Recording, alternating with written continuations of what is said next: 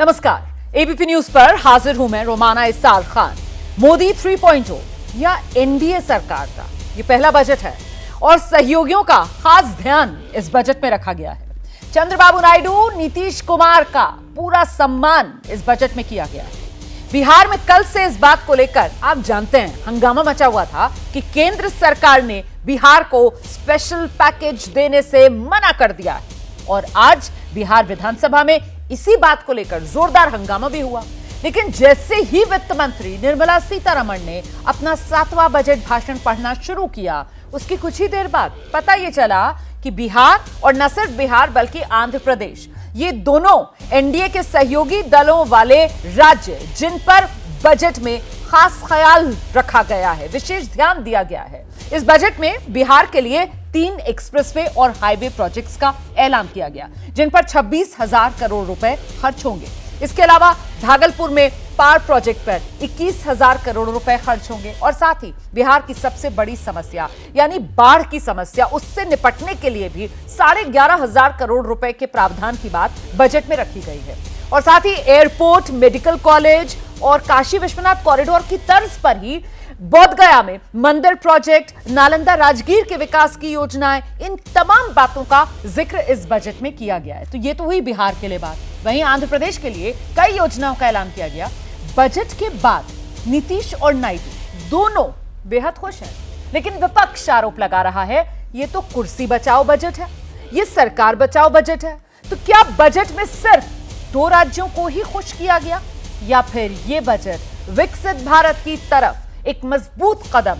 इसी को लेकर करेंगे चर्चा। लेकिन पहले आज जो बजट आया है उस पर सियासी प्रतिक्रियाएं और सियासी वार पलटवार, वो देखिए। New airports, medical colleges and sports infrastructure in Bihar will be constructed. The requests of Bihar government for external assistance from multilateral development banks will be expedited.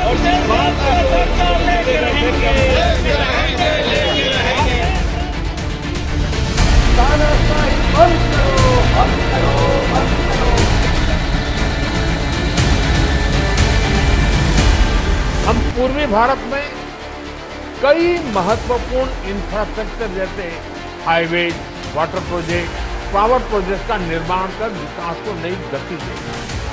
गरीबों के लिए 3 करोड़ नए घर बनाना तय हुआ है।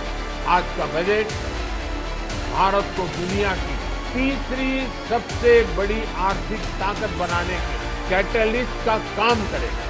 विकसित भारत की एक ठोस नींव रखेगा। हम लोग विशेष राज्य का दर्जा कह रहे थे और अगर विशेष राज्य का दर्जा बहुत उनका था कि पहले से बंद कर दिया गया है, तो उसके चलते एक सहायता के लिए बिहार के विकास के लिए मदद होना चाहिए। जी, मदद होना चाहिए बिहार को। जी, तो वो तो करना शुरू कर दिया।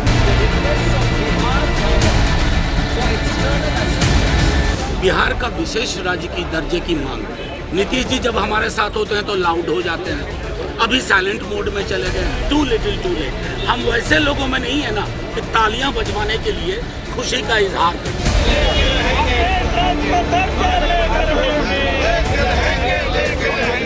बिहार को बेवकूफ़ बनाने वाला बजट है, कहने के लिए आम बजट है, लेकिन आम लोग इससे निराश हैं। बिहार के साथ फिर एक छलावा है, झुनझुना पकड़ा दिया गया। बहुत संतुष्ट हैं। बहुत खुशी की बात है कि आंध्रा की बात हुई है बजट में। मैं स्पेशल थैंक्स आंध्रा के 5 करोड़ लोगों के तहत नरेंद्र मोदी जी को करना चाहता हूँ।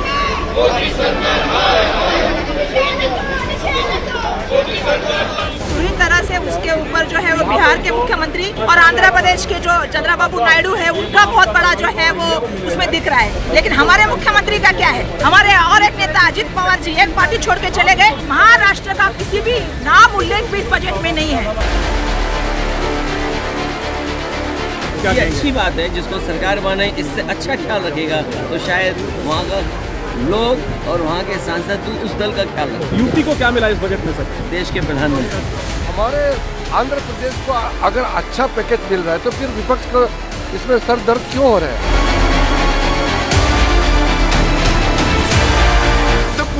बचाओ बजट हो गया, वो बिहार के लिए किया, आंध्र प्रदेश के लिए किया, वो एनडीए पार्टनर के लिए किया। ये इंडिया का बजट नहीं है, देश का बजट नहीं। ये इसके लिए कांग्रेस ही दोषी है। 6 साल तक वो राज कर रहे थे तो क्यों बिहार पीछे रह गया? और आज अगर बिहार को विकास विशेष दिया जा रहा है तो उन्हें खराब क्यों लग रहा है? निराशाजनक। और इसे मैंने कहा कि बैसाखी बजट मैंने यूज किया, बैसाखी के budget. Bihar first Bihari first को धरातल पर उतारने वाला बजट है। ये विकसित भारत के निर्माण में एक मजबूत नींव रखने वाला ये।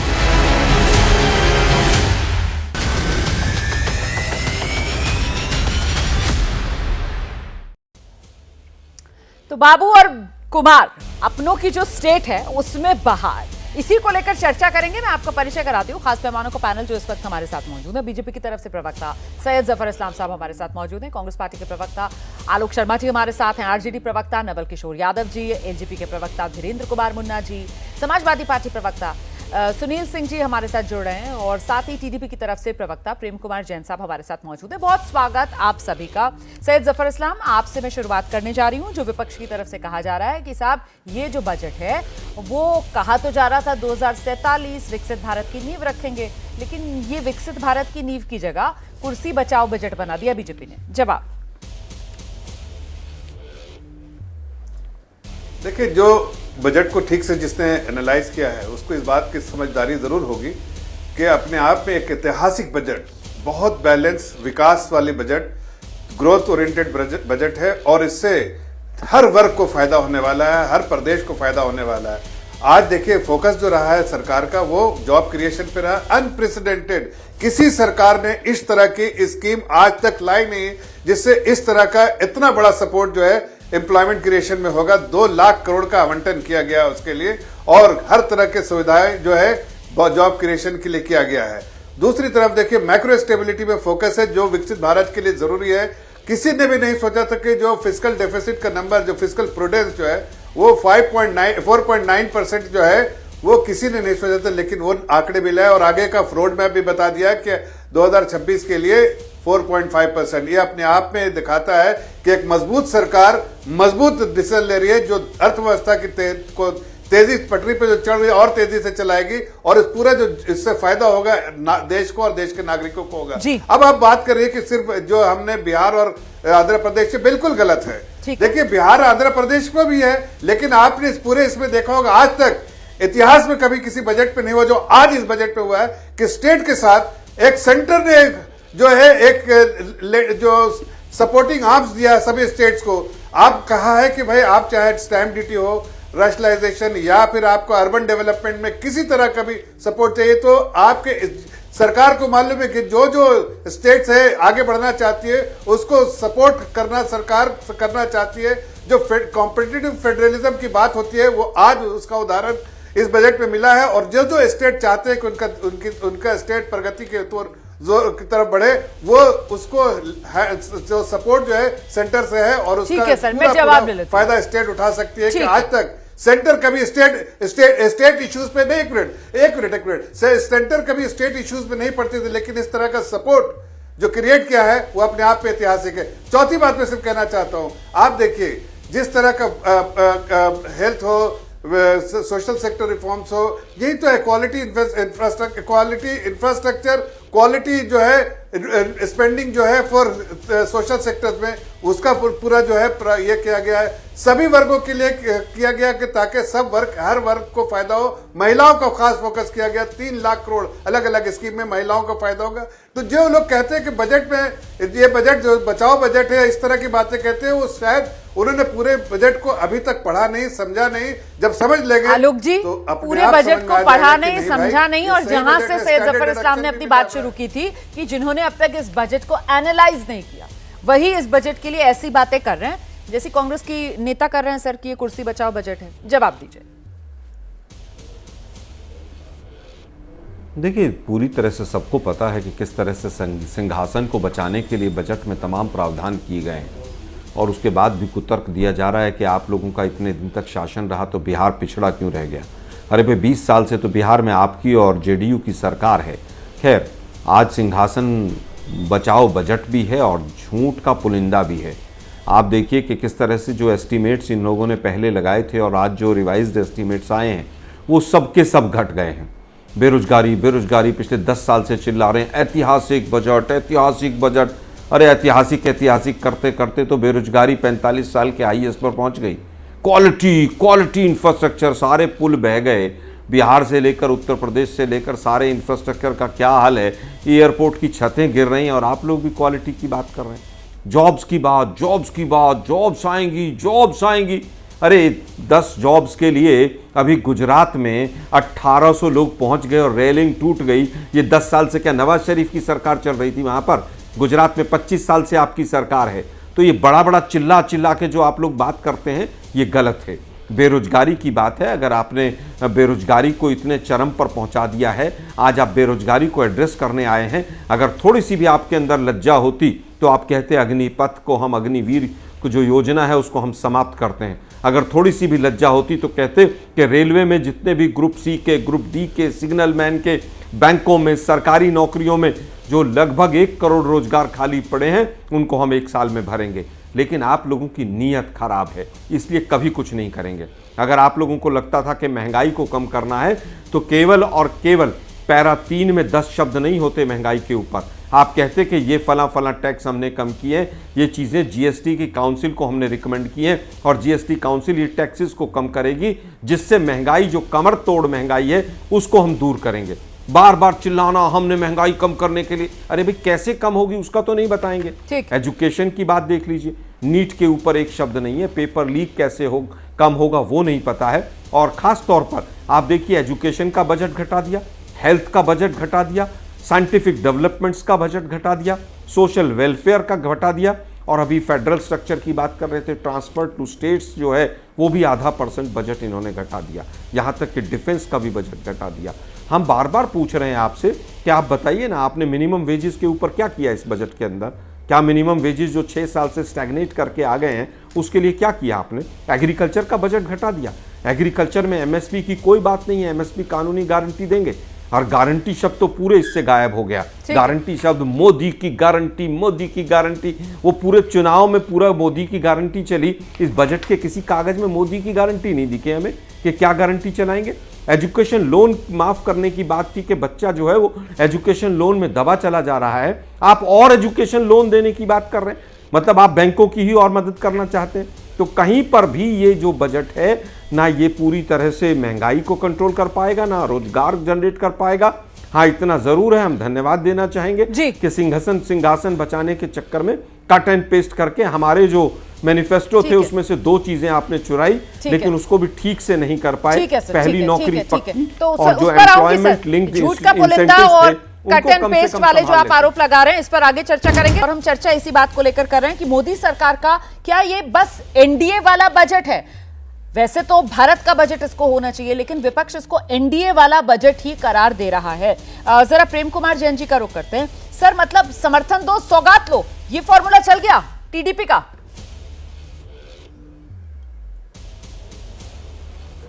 माने जी नमस्कार, पैनल में सभी मेरे मित्रों को नमस्कार और जय जिनेन्द्र।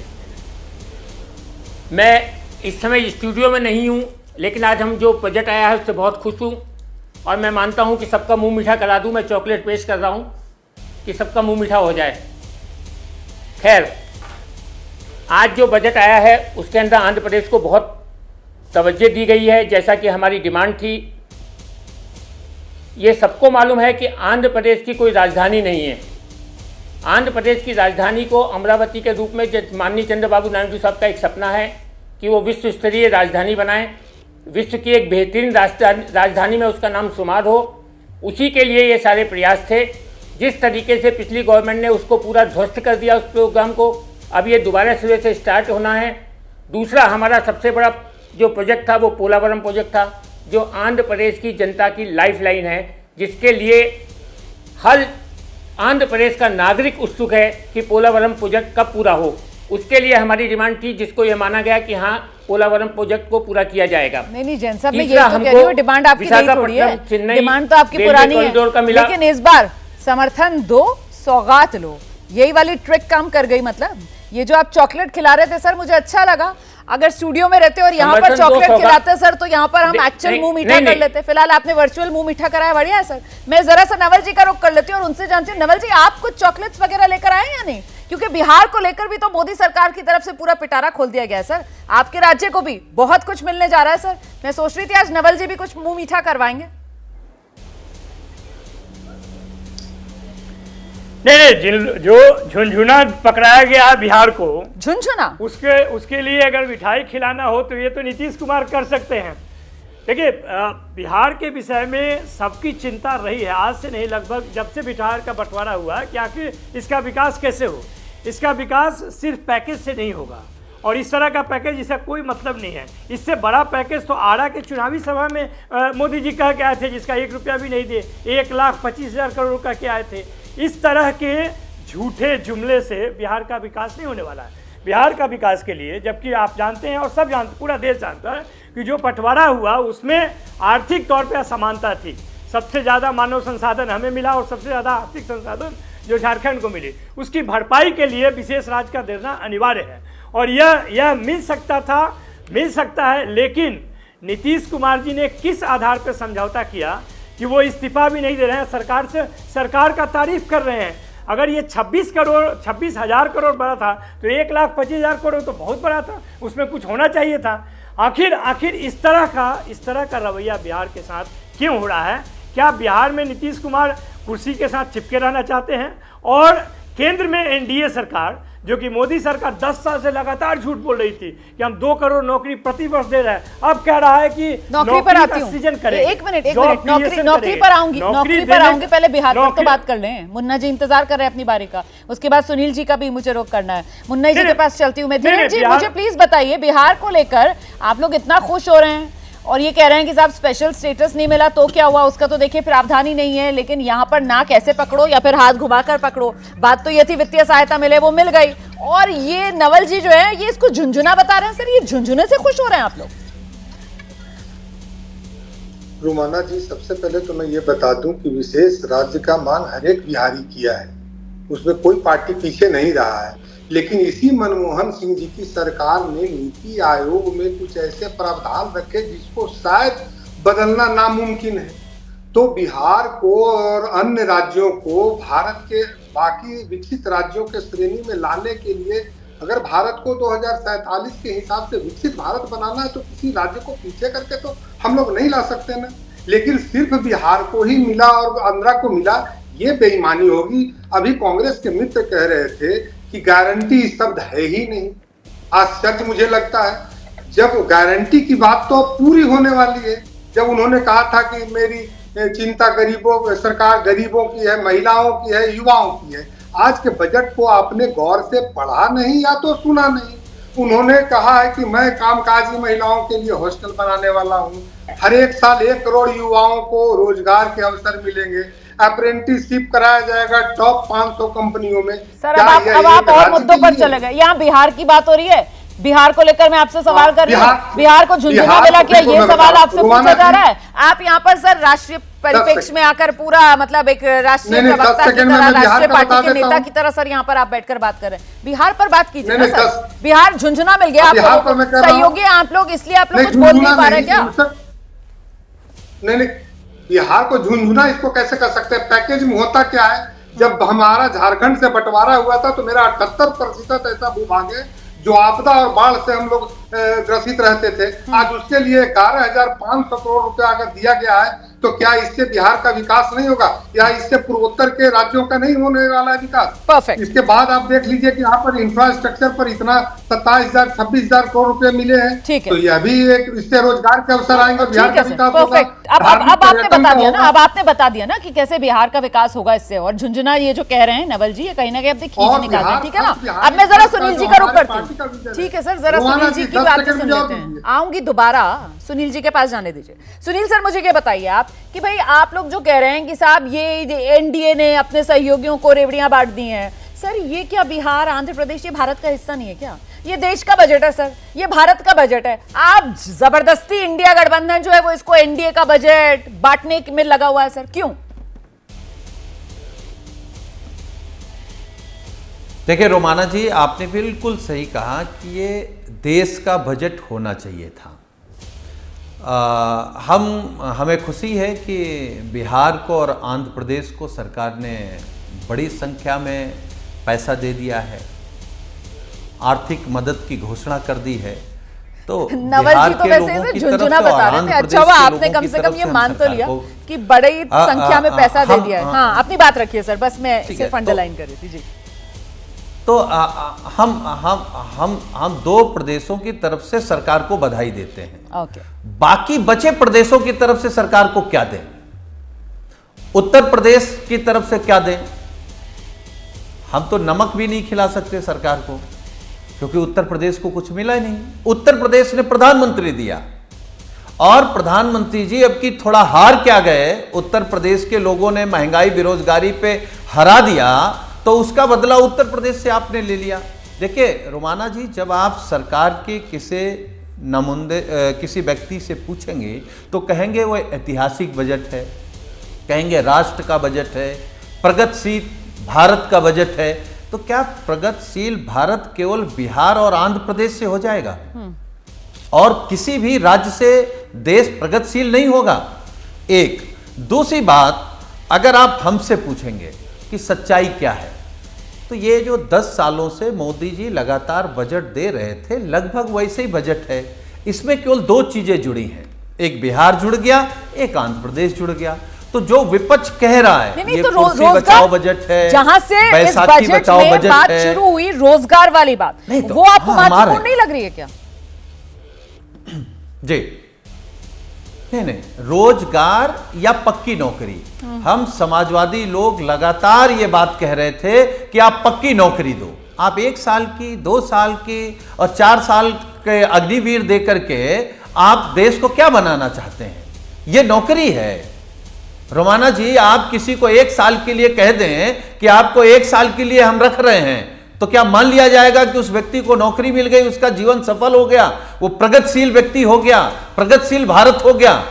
ना नौकरी पक्की है, ना ही उत्तर प्रदेश को कुछ मिला। हम तो बीजेपी के प्रवक्ता से कहेंगे, बड़े बुद्धिजीवी हैं, हमसे ज्यादा बजट को समझते हैं, हमसे ज्यादा अर्थशास्त्री हैं, कि भाई इस देश का सबसे बड़ा प्रदेश, सबसे बड़ा आबादी वाला प्रदेश, उसको आपने क्या दिया? ठीक है, और बिना यूपी के इस देश को आप कहां ले जाना चाहते हैं? ठीक है सर, ठीक है, हमको कल इस बात का जवाब ठीक है। सैयद जफर इस्लाम, एक तो वो कह रहे हैं कि साहब लोकसभा चुनाव में उत्तर प्रदेश में सीटें कम हो गई, तो इसका बदला ले रहे हैं क्या यूपी के लोगों से? इस बजट में यूपी कहां है? बिहार, आंध्र प्रदेश तो खूब सुनाई दे रहा है। और दूसरी बात, रोजगार के मोर्चे पर जो सरकार कह रही है कि साहब ये बजट जो है इसका फोकस, निर्मला सीतारमण जी ने खुद कहा कि एम्प्लॉयमेंट है, स्किलिंग है, एमएसएमई है, मिडिल क्लास है, कि उन्होंने थीम एक तरीके से फोकस बताया। लेकिन क्या अगर रोजगार से मैं बात शुरू करती हूं, ऐसा तो नहीं है कि रोजगार के मामले पर सरकार अपना पल्ला झाड़ते हुए और पूरी जिम्मेदारी जो है वो प्राइवेट सेक्टर पर यहां पर डालते हुए कि हाँ हम इंसेंटिव दे रहे हैं जी प्राइवेट सेक्टर को, रोजगार प्राइवेट सेक्टर बढ़ाएगा? क्योंकि सर ये तो मामला फ्लॉप हो चुका है ना, वो प्राइवेट एक्सपेंडिचर भी नहीं बढ़ा। वहां पर भी सरकार की तरफ से बजट में कॉर्पोरेट टैक्स तो यही सोचकर घटाया गया था कि प्राइवेट प्लेयर्स आएंगे, प्राइवेट एक्सपेंडिचर बढ़ेगा, लेकिन वो भी नहीं हो पाया सर, जैसा चाह रही थी सरकार। जॉब क्रिएट्स हो पाएंगी? देखिए रमाना जी, ये बात सही है कि आप भी जानते हो, हम भी जानते हैं कि देश में हमारे यंग फोर्स है। पूरी दुनिया में अगर सबसे ज्यादा यंग फोर्स है, वर्किंग फोर्स है, तो वो हिंदुस्तान में।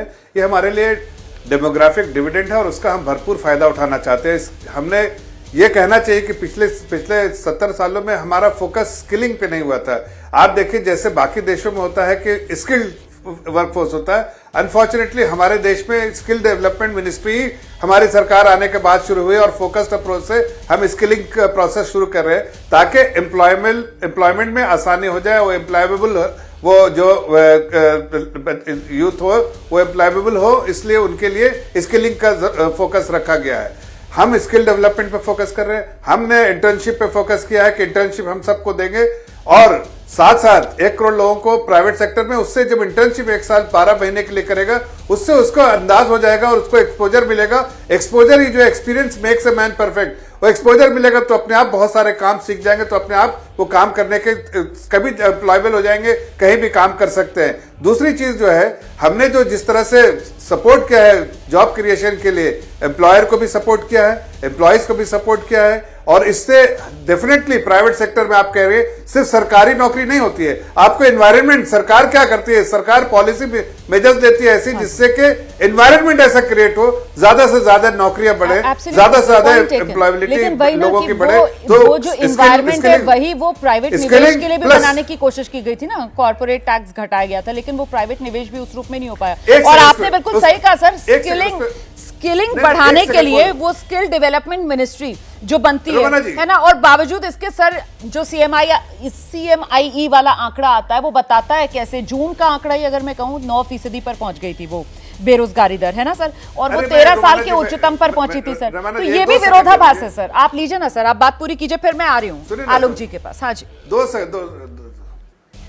देखिए रोमाना जी, ये CMI का डेटा जो है उसका किस तरह से स्टैटिस्टिकल अप्रोच है, क्या मेथोडोलॉजी है, वो हम लोग को पता है। इसमें 9.2% जो दे रहे हैं बिल्कुल गलत है, वो सही नहीं है। लेकिन आपको सरकार का भी 3.2 है, उसके बारे में आप जिक्र नहीं कर रहे। दूसरी बात, आप ये देखिए, आप जो कह रहे प्राइवेट इन्वेस्टमेंट नहीं हो रहे हैं, आप देखिए ना, आप जीडीपी का जो पूरा आंकड़ा आता है उसमें कंट्रीब्यूशन का आता है, कंजम्पशन का आता है, उसका इन्वेस्टमेंट का आता है। इन्वेस्टमेंट में जो है सरकार जो है कैपिटल एक्सपेंडिचर के लिए जिसका 25% जो है 30% जो है वो आता है इन्वेस्टमेंट से, और 30% जो है वो 30% जो है उसमें 25% जो है आपका आता है जो सरकारी इन्वेस्टमेंट से, जो कैपिटल एक्सपेंडिचर बराबर लगातार बढ़ाते जा रही है सरकार, और उसका 35% आता है वो प्राइवेट इन्वेस्टमेंट से। प्राइवेट इन्वेस्टमेंट के लिए हमने हर वो जो एनिमल स्पिरिट लाने के लिए हर वो पॉलिसी मेजर थे, लेकिन पहले के जो उनके जो एक्सेस कैपेसिटी, उन लोगों ने फ्री मनी जब मिले एक्सेस कैपेसिटी बढ़ी, और उस वक्त कैपेसिटी यूटिलाइजेशन नहीं हो रहा था, बैंक से सपोर्ट, बैंक इस हालत में, खस्ता हालत में थी, सपोर्ट नहीं कर रही थी। अब बैंक लेंड करने की स्थिति में है, आराम से, बैंक बहुत स्ट्रांग है, और प्राइवेट सेक्टर भी अब इन्वेस्टमेंट जो है, इसीलिए देखिए क्रेडिट ऑफटेक 5-6% से अब क्रेडिट ऑफटेक जो है 20-22% हो गया है, और आगे आने वाले दिनों में मुझे ऐसी पूरी उम्मीद है कि प्राइवेट सेक्टर का कैपेसिटी यूटिलाइजेशन हो गया तो अब नए निवेश करेगा, और उसका जो सीधा फायदा होगा ब्लू कॉलर जॉब और व्हाइट कॉलर जॉब। एक और बात बताता हूं, हमने पूरे दुनिया में तो आलोक जी, मतलब नियत तो यहाँ पर सरकार की और दिशा सरकार की, फिर उसकी तो आप तारीफ कीजिए ना सर, कि किस तरीके से पूरा माहौल बनाने के लिए और प्राइवेट सेक्टर जो है वो रोजगार के मौके बढ़ाए, इसके लिए बाकायदा इंसेंटिव सरकार की तरफ से दिया जा रहा है। और देखिए वो 1 साल वाला जो इंटर्नशिप वाला मामला है उस पर भी सरकार ने कदम बढ़ा दिया। 1 साल तक इंटर्नशिप, 6,000 का वन टाइम अलाउंस, और महीने में 5,000 रुपए सरकार देगी सर। एक और चीज रोमाना जी, सर आलोक जी से मैंने पूछा है, जरा सा वो जवाब दे दें, उसके बाद एक्सपेंडिचर का मतलब होता है कि जो सरकारी, जो सरकार खर्च, अच्छा आलोक जी 1 मिनट, उन्हें जरा सा बात पूरी करने दीजिए, एक सेंटेंस बोलने दीजिए, उसके बाद आ रही हूं दोबारा भाई। ठीक है, जल्दी से सैयद जफर इस्लाम। आलोक भाई, देखिए आलोक भाई हमारे मित्र हैं, थोड़ा सा 10 सेकंड दे देंगे मुझे। मैं सिर्फ इतना कहना चाहता हूं कि हमारा फोकस MSME में है, बहुत सारे जो इंसेंटिव्स हम इंसेंटिवाइज किया MSME सेक्टर को। हमारा फोकस जो है वो ग्लोबल जो कम्युनिटी है उसके FDI करे, यहाँ पर उनके अपने फैक्ट्री सेटअप करे, और वो सारी चीजें जो है सरकार पॉलिसी मेजर के थ्रू उसको इस तरह का एनवायरनमेंट बना रही है कि ग्लोबल कंपनीज यहाँ अपने शॉप बनाए, अपने इन्वेस्टमेंट करे, और उसकी वजह से उसका सीधा फायदा जो है वो नौकरी, जॉब क्रिएशन में होगा, रोजगार में होगा। हाँ ठीक है, आइए आलोक जी आइए। देखिए मुझे लगता है शब्दों की बाजीगरी और मोदी जी के झूठ सुनते सुनते देश के कान पक गए। यही शब्दों की जिगजरी और बाजीगरी के मैं ये कर दूंगा, बहुत हुई महंगाई की मार अब की बार उनकी सरकार, बहुत हुई बेरोजगारी की मार अब की बार उनकी सरकार। तो ये मार्केटिंग करते करते इनको जो है पूरा टाइम चला गया। हम तो पूछ रहे हैं भाई, रेल के इतने हादसे हो रहे हैं, रेल बजट का भट्टा क्यों बैठा दिया आपने? हम तो सीधा पूछ रहे हैं, क्या रेल के डब्बे नए बनेंगे? कोई प्लान है आपका इस पूरे बजट में? रेल की पटरियों की सुरक्षा के लिए क्या कोई प्लान है आपके पास? कोई प्लान नहीं है। रेल में कोई नई रिक्रूटमेंट होगी, लगभग 30 लाख पद रेलवे में खाली पड़े हैं, क्या उसको भरने का कोई काम होगा? क्या सिग्नल? सर एनडीए का बजट और नौकरियां खटाखट, रेलवे की 30 लाख नौकरियां हैं, तो वो प्राइवेट सेक्टर में कह रहे हैं ना हम माहौल बना रहे हैं। वही कह रहा हूँ कि 30 लाख नौकरियां में अरे मैम, प्राइवेट सेक्टर के माहौल ने तो सुबह से ही देख लिया। प्राइवेट सेक्टर तो केवल ये चाहता है कि मोदी जी के जो मित्र हैं उनको टैक्स बेनिफिट दे दीजिए।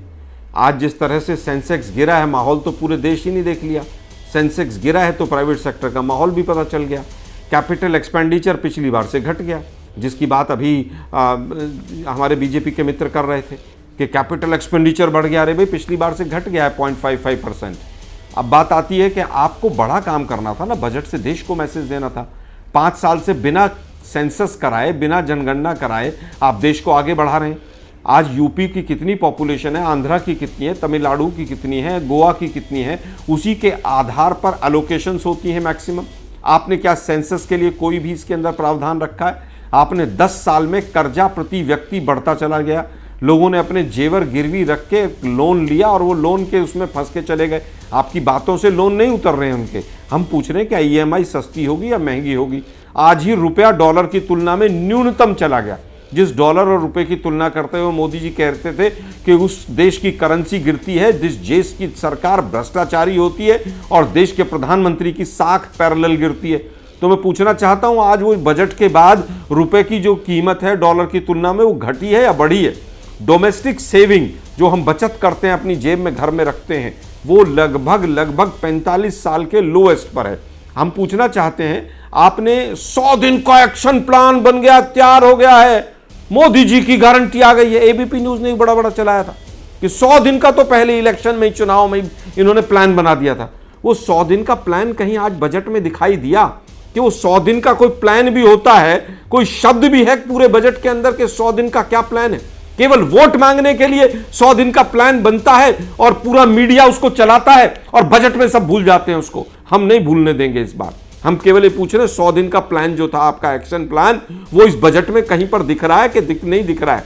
तीसरी चीज हम पूछना चाहते हैं, हम तो मनरेगा लाए, मिड डे मील स्कीम लाए, राइट टू एजुकेशन लाए, राइट टू इंफॉर्मेशन लाए, फूड सिक्योरिटी बिल लाए। इस पूरे बजट में कहीं पर कोई एक स्कीम ऐसी है कि ये रोजगार का सृजन इस ढंग से करेगी? हम तो मनरेगा लेकर आए थे। क्या मनरेगा जैसी कोई स्कीम इसके अंदर है? क्या बच्चों का ड्रॉप आउट रेशियो कैसे बढ़ेगा, कैसे उसको कंट्रोल किया जाएगा, वो कहीं पर है?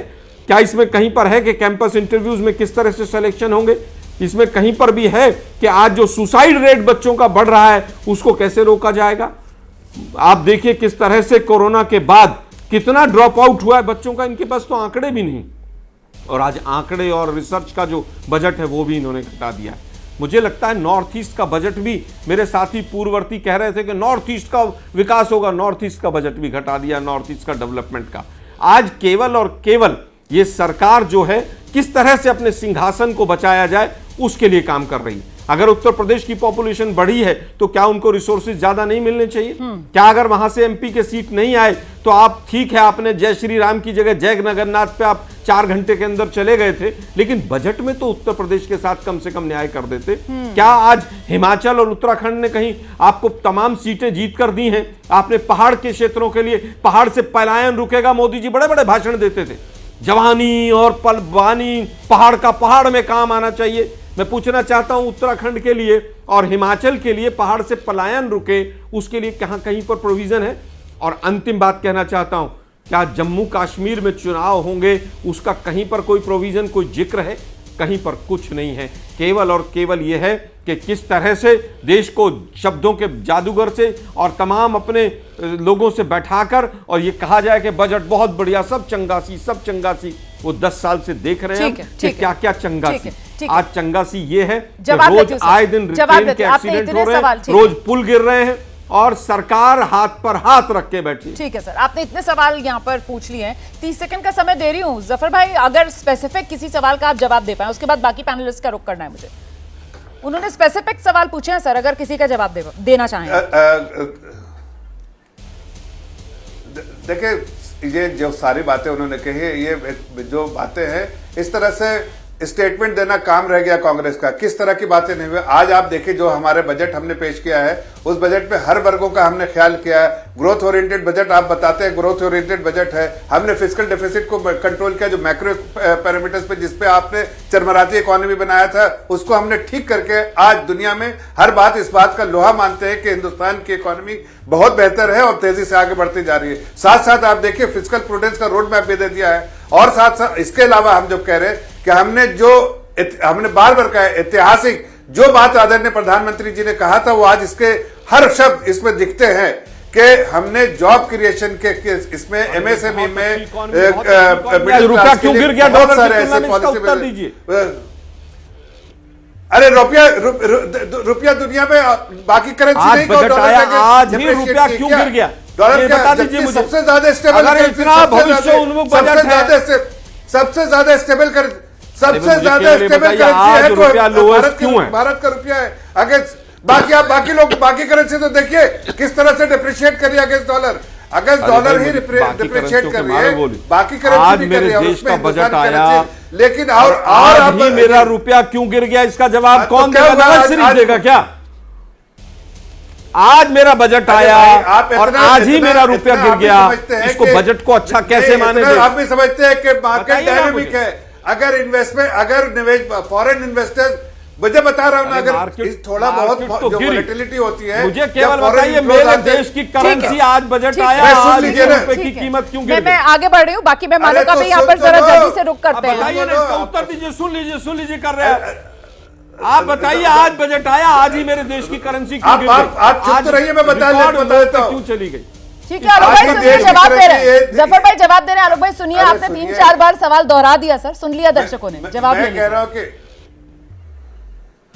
मैं कह रहा हूं कि देखिए, ऐसे कभी दिन में जब निवेशक, ग्लोबल इन्वेस्टर जब है, कभी बेचता है कभी पैसा निकालता है। जिस दिन बेचता है उस दिन रुपी स्ट्रांग होता है, जिस दिन खरीदता है उस दिन रुपी स्ट्रांग होता है, इसलिए इन्फ्लो होता है। जिस दिन बेचता है उस दिन रुपी जो है वीक होता है। ये वोलेटिलिटी, ये मार्केट डायनामिक्स की वजह से है, इसका कोई बजट से रिलेटेड कोई नहीं है। अच्छा रवाना जी, मैं यहाँ से उठ रहा हूँ इसलिए कि मुझे एक मीटिंग में अटेंड करना है। जी सर, हम जानते हैं, बहुत शुक्रिया जुड़ने के लिए। ठीक है sir, thank you so much join करने के लिए। मैं धीरेन जी का रुक कर रही हूँ। धीरेन जी, मुझे प्लीज आप ये बताइए कि रोजगार के मुद्दे पर जिस तरीके से कांग्रेस सवाल खड़े कर रही है, अन्य विपक्षी दल सवाल खड़े कर रहे हैं, तो ये जितनी कवायद की गई है सब हवा हवाई है क्या? आप बोलना चाह रहे थे ना रोजगार पर, इसीलिए सवाल लेकर आई हूँ आपके लिए। हाँ रोमाना जी, देखिए, एक तो सवाल ये कर रहे हैं कि सरकारी नौकरी होनी चाहिए। क्या आप अगर नौकरी कर रही हैं तो ये नौकरी नहीं है क्या? अगर रोजगार के अवसर हमने प्राइवेट कंपनियों में कहा है कि उन्हें स्किल्ड करके 1 साल 1 करोड़ युवाओं को नौकरी मिलेगी, अगर 5,000 रुपया उनको प्रोत्साहन राशि के रूप में भी सरकार देने के लिए, ये देश में 70-75 साल में पहली बार ऐसी सरकार है जो ये बुनियादी बात होनी चाहिए। सुनील जी, बुनियादी बात तो यही होनी चाहिए ना, नौकरी मिले। नहीं, वही नौकरी लेंगे हम जहां पर रोजगार मिल रहा है, वहां पर अगर युवा का भविष्य संवर रहा है तो दिक्कत क्या है सुनील जी?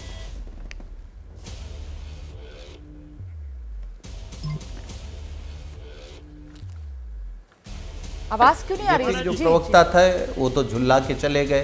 खैर, अब उनकी तरफ से कोई भी बता दे, हम केवल ये जानना चाहते हैं कि आप सरकारी नौकरी में आरक्षण देते हैं, क्या प्राइवेट नौकरी में मोदी जी की सरकार आरक्षण देगी?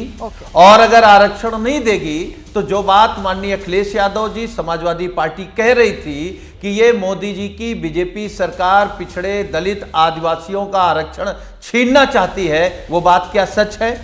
दूसरी बात कि आपने उत्तर प्रदेश को क्या दिया और उत्तर प्रदेश के साथ भेदभाव क्यों किया, उत्तर प्रदेश को धोखा क्यों दिया? ठीक है सर, ये कौन बताएगा? ठीक है सर, और कई सवाल हैं और देख रहे हैं आप किस तरीके से ये देश का बजट, भारत का बजट सामने है और इस बजट को लेकर फिलहाल इंडिया वर्सेस एनडीए ये सियासी वार पलटवार जारी है। समय आज इतना ही है, माफी चाहूंगी मैं अपने बाकी मेहमानों से, उनके पास नहीं आ पाऊंगी।